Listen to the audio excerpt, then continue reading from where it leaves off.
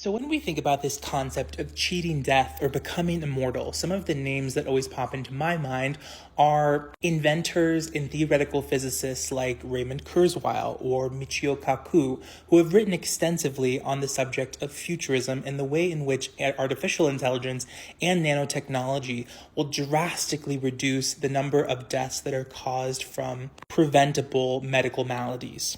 Taking that a step further and thinking of the ways that genetic enhancement might be starting to happen during the in vitro fertilization process, during when a baby hasn't even been born yet, selecting the genes. This is illegal in many places, but lots of people think and lots of scientists are currently solving for, which they claim is to, heal things like Alzheimer's and horrible diseases like cancer that we all suffer from.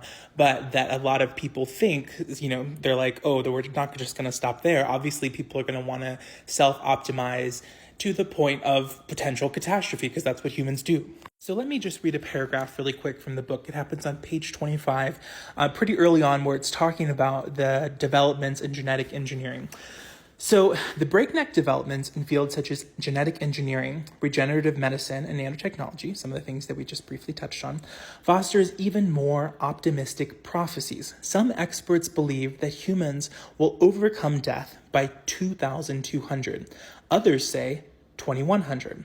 Kurzweil and de Grey are even more sanguine. They maintain that anyone possessing a healthy body and a healthy bank account in 2050 will have a serious shot at immortality by cheating death a decade at a time. Listen to this. According to Kurzweil and de Grey, every 10 years or so, we will march into the clinic and receive a makeover treatment that will not only cure illnesses, but will also regenerate decaying tissues and upgrade hands, eyes, and brains. Before the next treatment is due, doctors will have invented a plethora of new medicines, upgrades, and gadgets. If Kurzweil and de Grey are right, there may already be, listen to this, there may already be some immortals walking next to you on the street, at least if you happen to be walking down Wall Street or Fifth Avenue, alluding to the fact that this is probably going to be a very expensive therapy, only available to the rich, at least in its first iterations. We see things like this when the iPhone first came out. It was extremely expensive, and now it's something that most people have because there's payment plans, because the way that they manufacture it is much cheaper. I also think that that's an incredibly exploitative company, so in no way is this a praise. It's just an observation. But I'm curious, would you want to live forever in this way? Would you want to be upgraded in this way? Would you want to have this kind of decade by decade immortality? And immortality is not really even correct, as the author even notes himself, where he says it's more like a amortal, because you're choosing when you pass.